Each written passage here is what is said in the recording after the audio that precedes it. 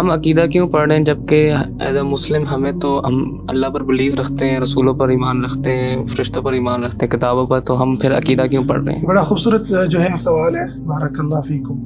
دیکھیں آپ کبھی دیکھیں کہ ایڈورٹائزمنٹ کمپنیاں جو ہیں وہ کسی بھی موقع کے اوپر آپ بار بار لفظ کا جو ہے نا اشتہار دیکھتے ہیں ٹی وی کے اوپر، بار بار آ رہا ہے، بار بار یوٹیوب کی ویڈیو کے اندر آ رہا ہے، تو یہ بار بار کیوں آتا ہے؟ پتہ ہے کہ ساروں کو یار لفظ جو ہے نا وہ بازار سے ملتا ہے اور جو ہے نا، تو اس کی وجہ ایک تو یہ ہوتا ہے کہ انہوں نے سیل کروانی ہوتی ہے۔ اچھا، اس سے بھی زیادہ جو وجہ ہوتی ہے نا وہ ان چیزوں کی ہیبت اور ان چیزوں کی یونیکنیس کو پیدا کرنا ہوتا ہے۔ اچھا، اسلام جو ہے نا وہ اللہ تعالیٰ کی بڑائی کو، اللہ تعالیٰ کی کبریائی کو وہ اتنا زیادہ رپیٹ کرتا ہے، اور اگر اسلامی نظام کہیں قائم ہو نا تو اس کی کچھ بھی تھوڑی سی بھی آپ کو برکات نظر آئے آپ حیران ہو جائیں گے۔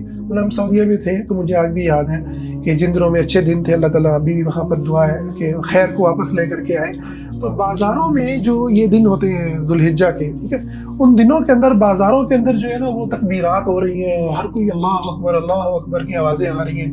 اچھا، تراویح کے ایام آتے تھے، سبحان اللہ، یعنی تراویح کی آوازیں اتنی خوبصورت اور گھروں تک جو ہے نا آوازیں جاری ہوتی تھی، تو پوری فضا معطر تھی۔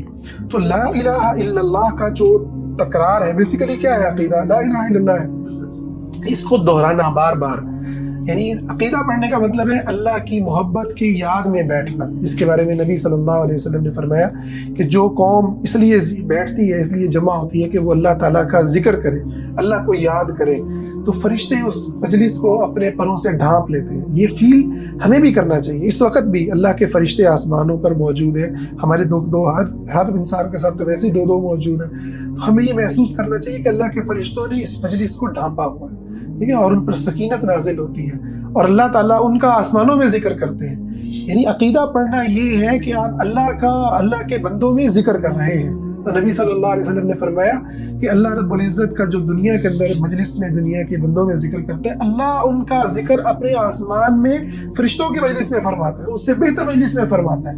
یا سبحان اللہ۔ اور فرمایا تم میرے بندے تو چل کر آ، میں دوڑ کر آؤں گا، تو ایک ہاتھ آ، میں ایک بازو آؤں گا۔ تو اللہ کو پانے کا یہ ایک سفر ہے، عقیدے کو پڑھنا، اللہ کو پانے کا، اللہ سے مغفرت مانگنے کا، اللہ کو یاد کرنے کا ایک خوبصورت سفر ہے۔ اللہ کرے کہ یہ اسی طرح سے قائم و دائم رہے۔